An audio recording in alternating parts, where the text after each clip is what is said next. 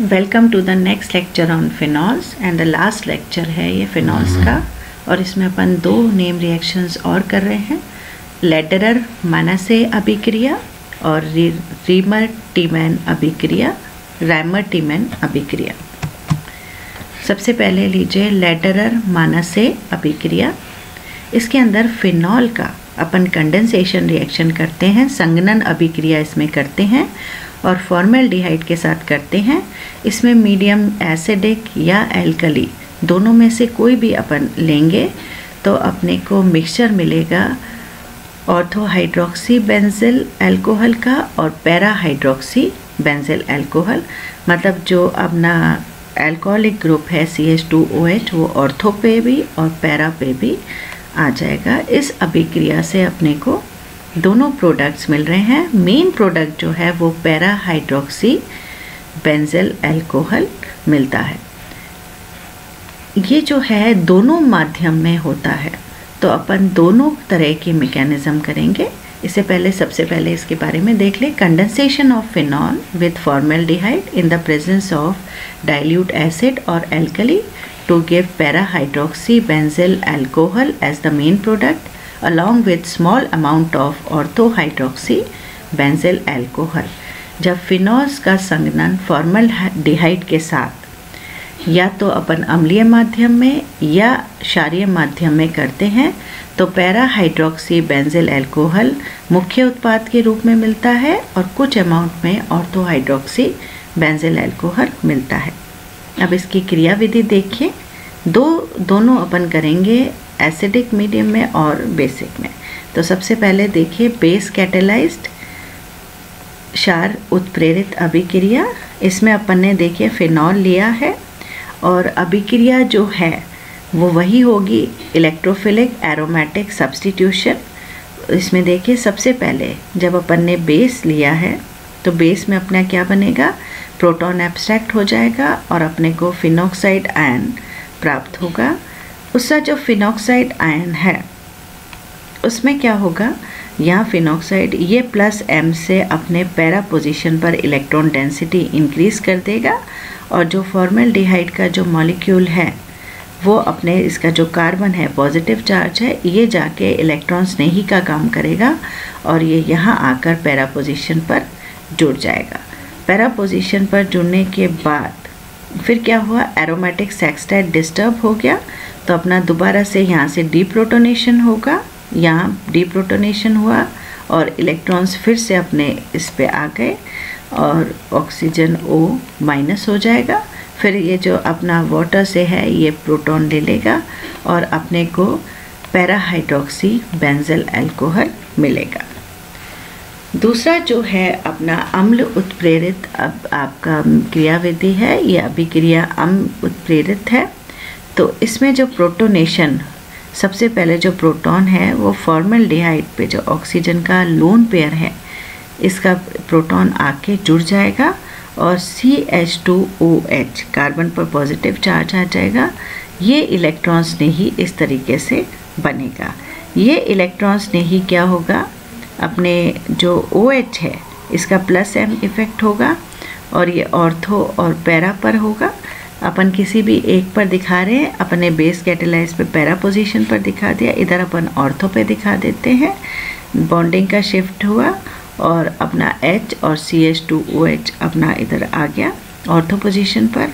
उसके बाद देखिए एरोमेटिक सेक्सटाइड फिर डिस्टर्ब हो गया, अपने फिर से अपने इलेक्ट्रॉन की शिफ्टिंग हुई, प्रोटॉन बाहर आ गया और OH और CH2OH लग गया। तो ये है अपने एसिड और बेस कैटेलाइज्ड दोनों तरह की मैकेनिज्म इसमें दे रखी है। इस अभिक्रिया का बहुत इम्पॉर्टेंट एप्लीकेशन है कि इस रिएक्शन को यूज़ करते हैं अपन फिनॉल फॉर्मेल्डिहाइड रेजिन जिनको कि बेकेलाइट्स कहते हैं उसके निर्माण में। पॉलीमर है ये क्रॉस लिंक्ड बेकेलाइट, इसके निर्माण में यूज़ होता है। Phenol form cross link polymer bakelite on condensation with excess formalin. Formalin है फॉर्मेल्डिहाइड का 40% solution in the presence of dilute NaOH। तो देखिए फिनॉल को जब अपन ने फॉर्मेल्डिहाइड के के 40% सॉल्यूशन के साथ बेसिक मीडियम में एल्कली की प्रेजेंस में NaOH के प्रेजेंस में अपन ने अभिक्रिया करवाई। तो अपने को पहले ऑर्थो और पैरा हाइड्रोक्सी बेंजल अल्कोहल मिला, और चूँकि यहाँ पर ऑर्थो और पैरा पर आपके हुआ है तो ये इस तरीके से अपने, और अपन एक्सेस में अगर लेंगे अपना फॉर्मूले तो अपना इस तरीके का क्रॉस लिंकिंग 3 डायमेंशनल पे क्रॉस लिंकिंग हो जाएगी और बेकेलाइट का निर्माण होगा। तो ये पॉलीमर का संरचना है जिसे अपन बेकेलाइट कहते हैं। ये इसका बहुत ही इम्पॉर्टेंट एप्लीकेशन है। नेक्स्ट है राइमर टीमान अभिक्रिया। ये अपना ऑल्टरनेटिव मेथड है फॉर्मेलीकरण, फिनॉल्स के फॉर्मेलीकरण के लिए। इसमें भी अपने क्या होता है, फिनॉल में जब फाइनल प्रोडक्ट बनता है तो फॉर्माइल ग्रुप अपने ऑर्थो पोजीशन पर आ जाता है। तो देखिए, mixture of phenol, chloroform and alkali are heated at 70 degree या 340 केल्विन पे to produce ortho hydroxy benzaldehyde, जिसे हम सैलिस एल्डिहाइड भी कहते हैं। तो ये अभिक्रिया है। सबसे पहले अपन ने फिनॉल लिया, उसको क्लोरोफॉर्म और NaOH के साथ ट्रीट किया। टेम्परेचर हाई है और उससे हमें आपको पहले सोडियम सॉल्ट मिला, आपके फॉर्मेलीकरण हुआ ऑर्थो पोजीशन पर, और फिर हाइड्रोलिसिस से इसमें OH प्राप्त हो गया। इसकी क्रिया विधि देखिए।